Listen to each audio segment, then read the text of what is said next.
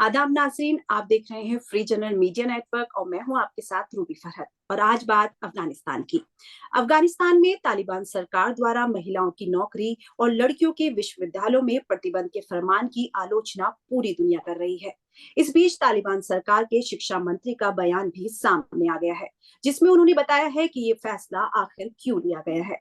शिक्षा मंत्री निदा मोहम्मद नदीम का मानना है कि विश्वविद्यालयों में पढ़ाए जा रहे कुछ विषय इस्लाम के सिद्धांतों के खिलाफ है, इसलिए ये बैन लगाया गया है।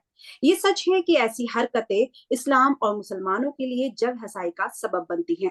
हालांकि इस्लाम धर्म में मुस्लिम लड़कियों और लड़कों की शिक्षा पर जितना जोर दिया गया है, तालिबान सरकार का ये फरमान बिल्कुल उसके उलट नजर आता है। क्या तालिबान द्वारा ये मजबूरी में उठाया गया कदम है, या फिर तालिबान नहीं चाहते कि अफगानिस्तान में लड़कियां पढ़ें और आगे बढ़ें? आज इसी अहम मुद्दे पर होगी बात। और हमारे साथ एक खास पैनल मौजूद है। हमारे साथ अफगानिस्तान से वरिष्ठ पत्रकार और राजनीतिक विश्लेषक मोहम्मद अली हकीम यार खान साहब जुड़े हैं। साथ ही इस पैनल में तालिबान के सियासत पर बारीकी से नजर रख रहे तुर्किया की अंकारा यूनिवर्सिटी में इंटरनेशनल स्टडीज के assistant professor doctor Umair Anas साहब भी जुड़ चुके हैं। हमारे तीसरे मेहमान मशहूर आलिम और जामिया कासमिया दारुल उलूम जकरिया के संस्थापक और चांसलर मौलाना मोहम्मद सालिम कासिम साहब भी जुड़ चुके हैं। आप सभी मेहमानों का बहुत बहुत स्वागत है। बहस की शुरुआत में मोहम्मद अली साहब से करना चाहूंगी। अली साहब, तालिबान सरकार के फरमान को आपने भी देखा है और उसके बारे में आपने सुना भी होगा। आखिर इस पे किस हद तक सच्चाई है? जी, आप मुझे सुन पा रहे हैं? जी। अच्छा,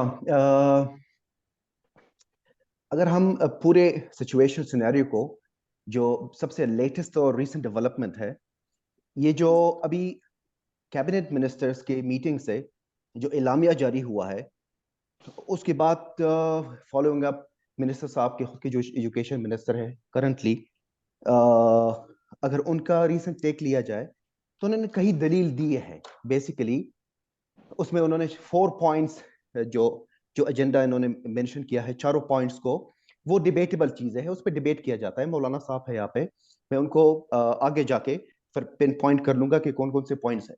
लेकिन इस चीज को लेकर हम जितना दुनिया में बवाल मचा हुआ है, यानी ओवरऑल अगर आप देखेंगे जितना बवाल मचा हुआ है, ठीक है, कुछ हद तक वो चीज भी ठीक है एक नजरिए से अगर उसको देखा जाए। लेकिन अभी फिलहाल जो अफगानिस्तान के सबसे सिचुएशन, यानी इमरजेंसी सिचुएशन जो है, अगर हम उसको मद्देनजर रखें, फिलहाल विंटर सिचुएशन अप्रोचेबल है। यानी दुनिया का आप इंसाफ देख लीजिए, इनका पैमाना देख लीजिए, इस हालत में लोगों के पास खाने को कुछ नहीं है। और हमारे जो पूरी दुनिया की जो बिरादरी है, इन्होंने एक ऐसी चीज के ऊपर गए हैं ऑलमोस्ट, यानी आप अंदाजा लगाइए कि एक एग्जाम के बाद अफगानिस्तान में आपको 3 महीने के या 3 मंथ्स का विंटर ब्रेक होता है यूनिवर्सिटीज और स्कूल्स के लिए, वो आने वाला है। ठीक है, मैं मानता हूं इस बात को कि इस्लाम के दायरे में औरत मर्द सबके लिए इल्म बिल्कुल फर्ज है। अ, लेकिन ओवरऑल अगर आप देखा जाए, हमारे इमरजेंसी सिचुएशन ये है कि फिलहाल के हमारे ऊपर जितनी भी सैंक्शंस लगे हुए हैं, इस हालात में अफगानिस्तान में और ज्यादा दिक्कतें ज्यादा होने को है। मुझे लगता है इस चीज को लेकिन पहले सर, एड्रेस करना चाहिए। ये पढ़ाई को इस तरह से रोक देना कोई प्रोपेगेंडा है, या जब तालिबान सत्ता में आए थे तो उन्होंने लड़कियों की तालीम पर बड़े लंबे चौड़े वादे किए थे, लेकिन जिस तरह से स्कूल बंद कर दिए गए हैं, कॉलेजेस को बंद किया जा रहा है, लड़कियों को जॉब्स नहीं करने दी जा रही है, ये किस हद तक सही है? जी, ये बिल्कुल आप जो कह रहे हो ये बिल्कुल सही बात है। उन्होंने बैन लगवाया है, अब उसके बाद फिर कामों पे बैन लगा हुआ है। एक चीज समझ लीजिए, पहले तो उन्होंने कहा है कि जो मखलूत एजुकेशन हो रहा है, जो को एजुकेशन है मर्द और औरत का साथ में, ये जायज नहीं है, उनको अलग अलग करना चाहिए। ठीक है, अफगानिस्तान के 99.9% जो जो अवाम है मुसलमान है और इस बात को बिल्कुल तहे दिल से मानते हैं। ठीक है, सेपरेट एजुकेशन हो सकता है। उसके बाद उन्होंने कहा कि कुछ लेडीज जो दूसरे प्रोविंसेस से काबुल में आ जाती है, दूसरे बड़े शहरों में पढ़ाई के लिए हॉस्टल्स में रहते हैं, अकेला सफर करना उनके लिए शरई तौर पे, इनकी इनकी मकतब फिक्र के हिसाब से वो नादुरुस्त है, या उनके लिए और मसाइल शायद क्रिएट हो सकते हैं, उस चीज को एड्रेस कर सकते हैं ये लोग। यानी डिबेटेबल चीजें हैं, मौलाना साहब इस पे ज्यादा रोशनी डाल सकते हैं। हमें उम्मीद तो ये था कि बहुत जल्द लड़कियों के स्कूल भी खुल जाएंगे, यानी लोग अंदाजा नहीं लगा रहे थे इस चीज का। अब लेकिन उम्मीद है, इन्होंने ये कहा है कि ये तातील है, यानी मतलब इस पे रोक लगाया गया है बिल्कुल, यानी पूरा ओवरऑल इन्होंने नेग्लेक्ट नहीं किया कि हक हम देने को तैयार नहीं है, फिर इस पे सोचा जी जा रहा है, इसको भी हम रिफॉर्म्स करेंगे और रिफॉर्म्स करने के बाद आएंगे पब्लिक के लिए हम अपनी जी जी। मौलाना मोहम्मद सलीम साहब, इस्लाम में पढ़ाई पर सबसे ज्यादा जोर दिया गया है, जिसमें मर्द और औरत में कोई फर्क नहीं किया गया, लेकिन फिर भी अफगानिस्तान में इस तरह से पढ़ाई पर बैन लगाने पर आपका क्या कहना है? मेरा अपना ख्याल ये है कि जो सच्चा और पक्का मुसलमान है, और तालिबान भी सच्चे पक्के मुसलमान हैं, कोई भी तालीम के ऊपर पाबंदी नहीं लगाएगा। लेकिन जब उन्होंने लड़कियों की तालीम पर पाबंदी लगाई है, तो वो अपने मुल्क के हालात ज्यादा बेहतर जानते हैं। हमें उम्मीद ही है कि पाबंदी दायमी नहीं है, मुस्तकिल नहीं है। उनके पास अगर असबाब और वसाइल हो जाएंगे, तो मैं समझता हूँ कि इस्लाम का तकादा भी यही है और इस पर वो अमल भी करते हैं और दावा भी करते हैं। तो बच्चियों की तालीम का इंतजाम इंशाल्लाह जरूर माकूल होगा। मेरा अपना ख्याल ये है, किसी मजबूरी की बुनियाद के ऊपर शायद उन्होंने ये इकदाम किया है। लेकिन सर, पहले से ही वहां पे को एजुकेशन को अलग कर दिया गया है, वहां पर पहले ही स्कूल्स को भी बंद कर दिया गया है कई बार से। तो आपको नहीं लगता इससे लेडीज का जो हक है या वहां की खवातीन के जो हुकूक है उनको किसी तरह से खत्म किया जा रहा है, या आप इसे नहीं, ये मजबूरी बात समझ रहे हैं? इसको इस तरीके से जल्दी से समझना कि औरतों के हुकूक की हुकूक तलफी हो रही है, ये जल्दबाजी में फैसला होगा, ऐसा नहीं है। बल्कि उनकी सूरत हाल समझना चाहिए, उनकी कैबिनेट ने जो फैसला किया है उस पर गौर करना चाहिए कि वो उनके सामने मसाइल क्या है, मुल्क की सूरत हाल क्या है। आज पूरी दुनिया ने तालिबान के ऊपर तकरीबन पाबंदी लगा रखी है। तालिबान को बहुत सी चीजों की जरूरत है, खाने पीने की जरूरत है, सेहत की जरूरत है, और भी चीजों की जरूरत है। उसी के साथ साथ तालीम की भी जरूरत है। तो दुनिया वाले उन हजरात से अपने ताल्लुकात को अगर इस्तवार करेंगे, मजबूत रखेंगे, उनसे मिलेंगे जुलेंगे, अपनी बात रखेंगे, तो उनके सामने आसानियां होंगी। और हमारी खवातीन की, माँ बहनों की, बच्चियों की तालीम के लिए मैं समझता हूँ कि जरूर आला से आला वो इंतजाम करेंगी। और क्यों नहीं करेंगे, हजरात सहाबियात खुद जंग में जाया करती थी, ताबेइयात खुद जंग के अंदर जाया करते थे। जब उनके सामने हमारे सहाबियात के उम्महातुल मुमिनीन के नबी करीम अलैहिस्सलात व तस्लीम की अज़वाज मुतहरात के वाक़यात और हालात हैं, तो उनका फिर पाबंदी लगाना यकीनन उनकी किसी मजबूरी के ऊपर ये दलालत करता है। जी अनस साहब, मैं आपसे जानना चाहूंगी, पीएम ऋषि सुनक ने भी इस पर ट्वीट किया है, काफी देशों में इसके बारे में बात की जा रही है। तो आपको नहीं लगता है कि इंटरनेशनल लेवल पर इंटरफेयर तो किया जाता है, लेकिन उससे मुतालिक कोई कदम नहीं उठाया जाता? देखिए, इसमें ये जो पाबंदी इन्होंने तालिबान ने आयद की है अपने मुल्क की खवातीन के तालीम पर, इसमें इंटरनेशनल इंटरवेंशन जो भी हो, अभी वो काफी टाइम लगेगा। उसमें इतनी जल्दी कोई बाहर से कोई इंटरवेंशन आने वाला नहीं है। अ, क्योंकि पहले भी इस बात की कोशिश हो चुकी थी। ये तालिबान कोई पहली मर्तबा हुकूमत में नहीं आई है, दूसरी मर्तबा हुकूमत में आए हैं, और पहले जी भी इस तरह की हरकतें हो चुकी हैं। और पहले इंटरवेंशन किया गया था, उसके बाद 10-12 साल तक की ये बड़ी शदीद जंग हुई, और इसके बाद अब ये आए। तो इसलिए अब दोबारा कोई मुदाखलत इंटरनेशनल लेवल की इस तरह की नहीं होने जा रही। लेकिन बुनियादी सवाल इस बात का है कि जी तालिबान अपने आप को दुनिया के सामने किस तरह से पेश कर रहे हैं, वो क्या देना जी चाहते हैं। क्या उनके पास कोई एक ऐसी सोच है कि जिससे वो ये बता सकते हैं, ये साबित कर सकते हैं कि उनके अंदर अफगानिस्तान को एक तरक्की याफ्ता, मजबूत और मुस्तहकम मुल्क बनाने का कोई सोच है उनके पास, या नहीं? अभी तक उन्होंने जो वादे किए थे और जो उन्होंने बैनुल अक़वामी और इंटरनेशनल कम्युनिटी को जो बातें उन्होंने कही थी कि वो ठीक से काम करेंगे, ज्यादातर वादों में वो जी पीछे हटते जा रहे हैं। और ये बात कहना बहुत ज्यादा दुरुस्त नहीं, मैं इससे ज्यादा इत्तेफाक नहीं करता कि उनके ऊपर बहुत ज्यादा बैनुल अक़वामी दबाव है।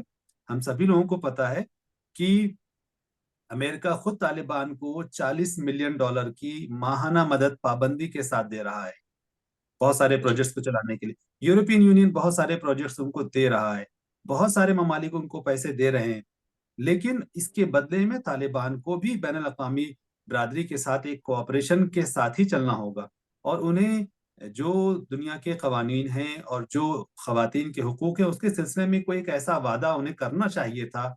अगर उन्होंने पाबंदी लगाई, जैसा कि मौलाना ने फरमाया कि जरूर कोई मजबूरी रही होगी, जाहिर सी बात है कि उनको मजबूरी रही होगी, पता होगा, तो उनका बयान उसी तरह से आना चाहिए। मिसाल के तौर पर वो अपने बयान में कह देते कि हमारे पास स्कूल और असातिज़ा की कमी है, हम 2 महीने के अंदर दोबारा खोलेंगे, 1 महीने के अंदर जी खोलेंगे, 3 महीने के अंदर जी खोलेंगे। एक बाकायदा एक बहुत ही वाज़ेह बयान आना चाहिए था। लेकिन जिस तरह से उन्होंने पहली दफा में खवातीन के ऊपर पाबंदी लगाई थी तालीम की, दोबारा लगाई है, तो इससे इस बात का अंदेशा पैदा हो गया है कि वो एक जी गलत रास्ते पे जा रहे हैं। मैं ये बात जरूर कहना चाहूंगा कि हमें तालिबान को इस्लाम का नुमाइंदा समझने में बहुत ज्यादा जल्दबाजी नहीं करनी चाहिए।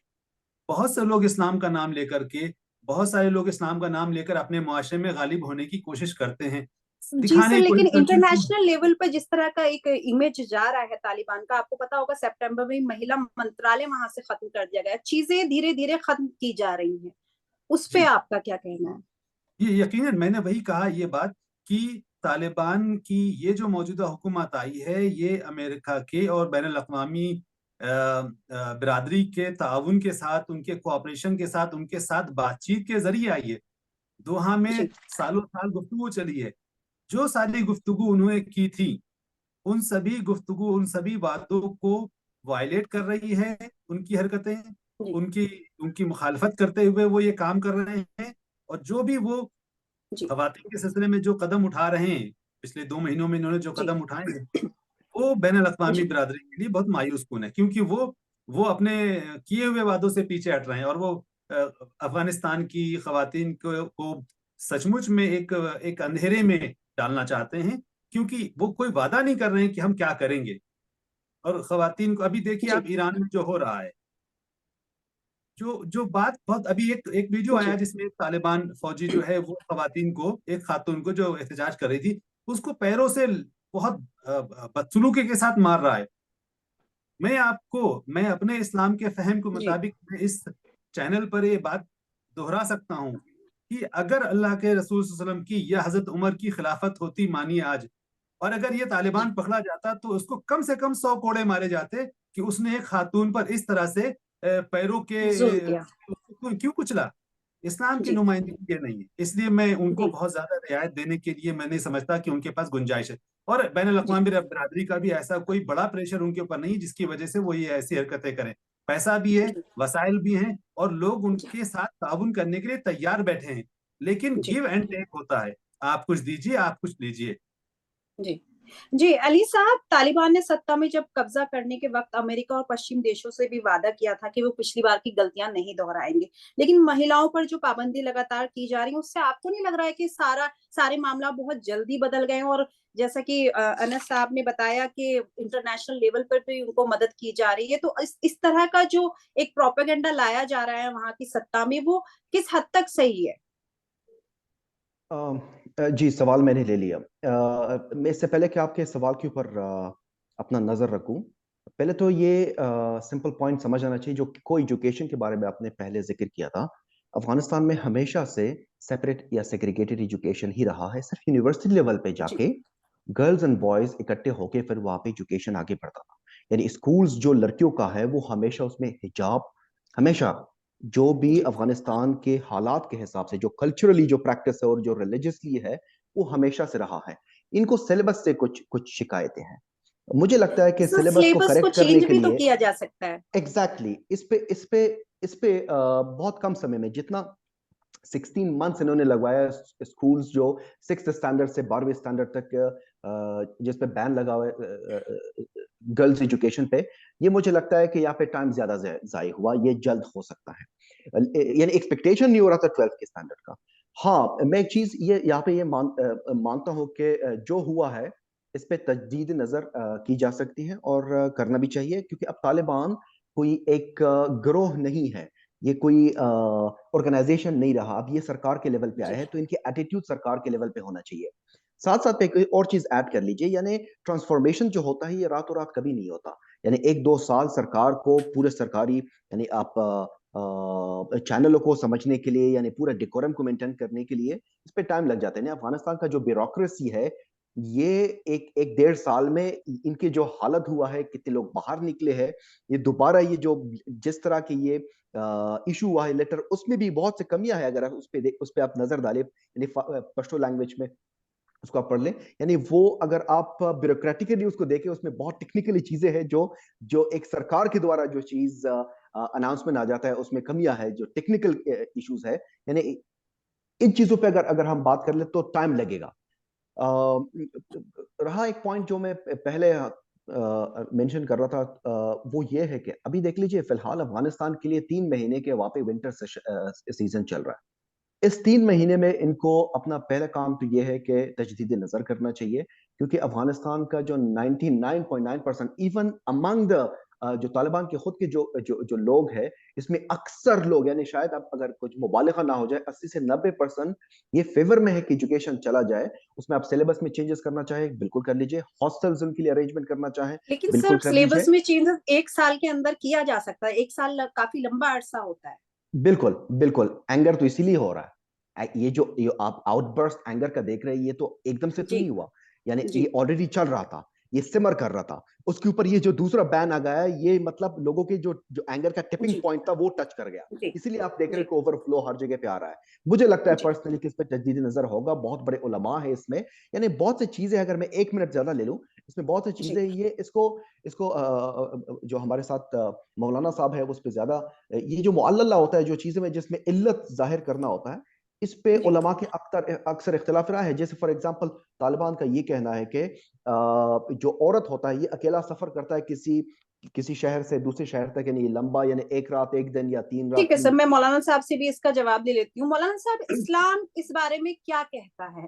पढ़ाई हुई, लेडीज की ड्रेस हुई, वो सब चीजें अफगानिस्तान की लेडीज और तालिबान की औरतें ऑलरेडी कैरी कर रही हैं, लेकिन उसके बावजूद अगर इस तरह से किया जाए तो इस्लाम क्या कहता है इसके बारे में? देखिए, इस्लाम बिल्कुल साफ तौर पर कहता है कि जिस तरीके से मर्द तालीम हासिल करें, जी खवातीन भी, हमारी माँ बहनें भी उसी तरीके से तालीम हासिल करें।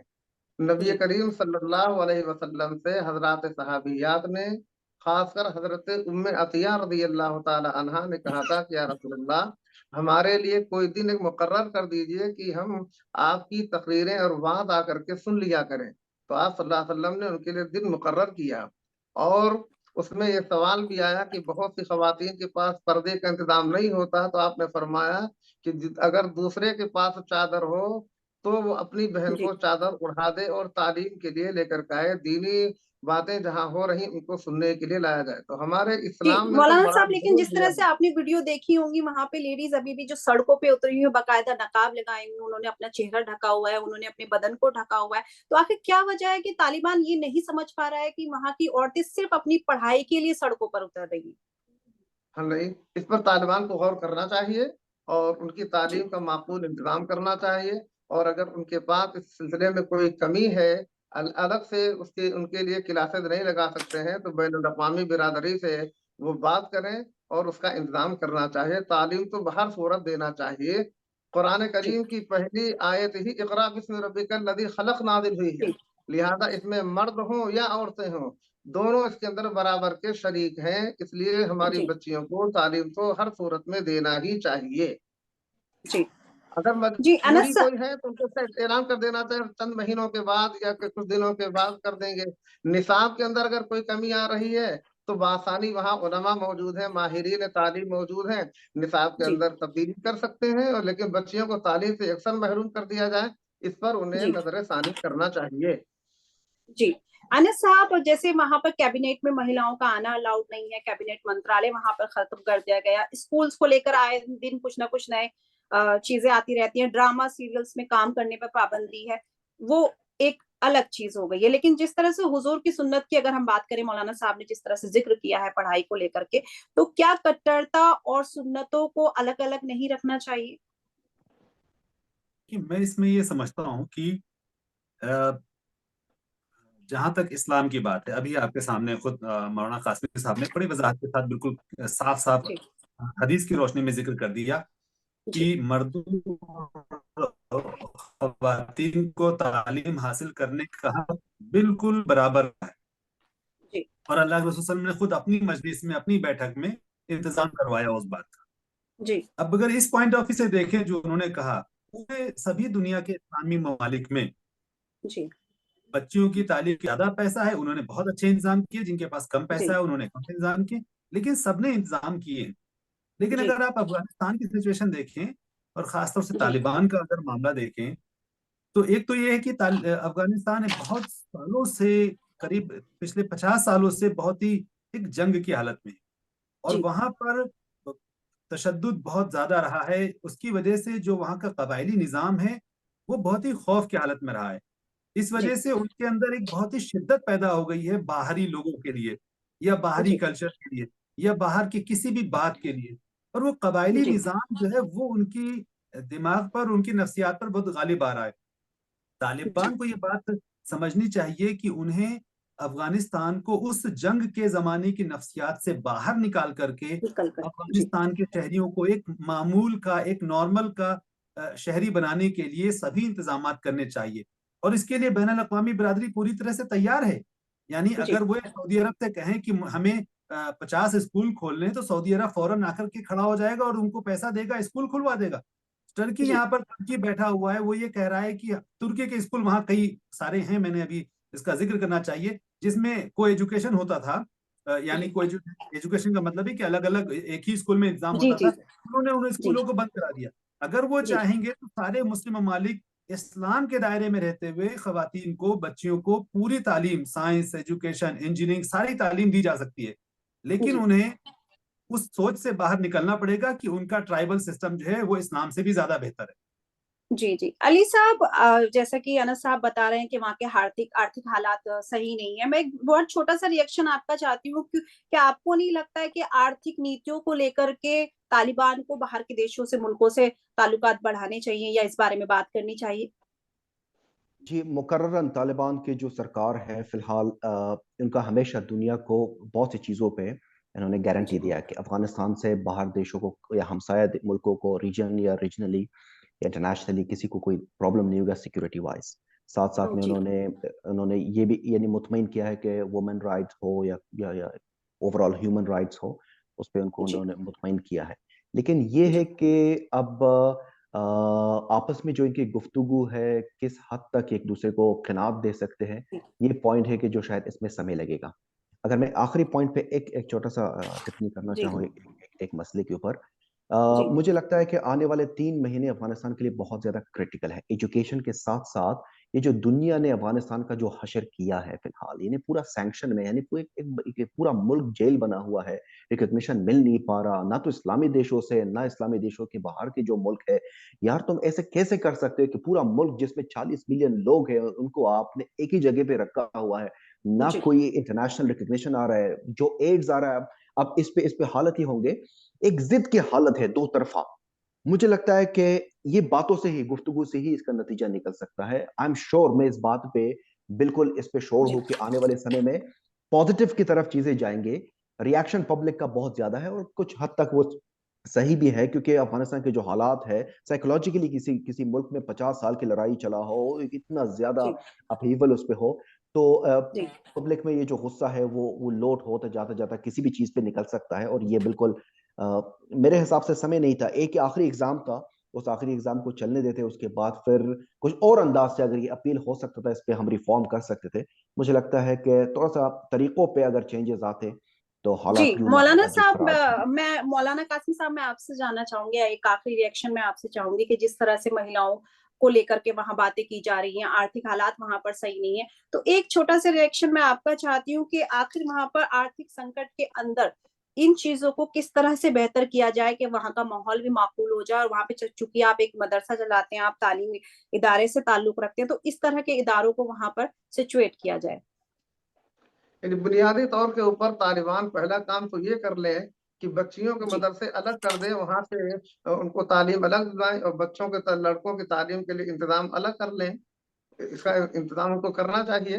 जब हुकूमत चला रहे हैं, लोगों से इसकी अपील करें।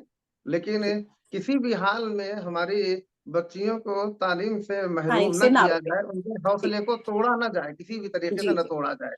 तालीम जी की जरूरत है। जब हमारी बच्ची तालीम याफ्ता होगी तो उससे मुल्क तो बहुत ज्यादा खुद ही तरक्की करेगा। इसमें कोई शुबा जी नहीं कि 40 साल से अफगानिस्तान के ऊपर मुसीबत आई, जी 45 साल से अफगानिस्तान के अंदर मुसलसल जंग रही, लेकिन इस मुल्क को तरक्की देने के लिए जी बुनियादी और बुनियादी चीज है तालीम, जो मर्दों के लिए भी होना ठीक है चाहिए और खवातीन जी के लिए भी होना जी चाहिए।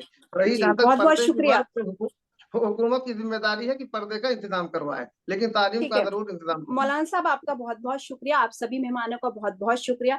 हम उम्मीद करते हैं कि आने वाले वक्त में तालिबान में औरतों को लेकर के माहौल और बेहतर होगा, उनका आर्थिक संकट खत्म होगा और इंटरनेशनल लेवल पर भी उनको मदद मिलेगी। आप सभी मेहमानों का बहुत बहुत शुक्रिया। आज के प्रोग्राम में इतना ही। अल्लाह हाफिज।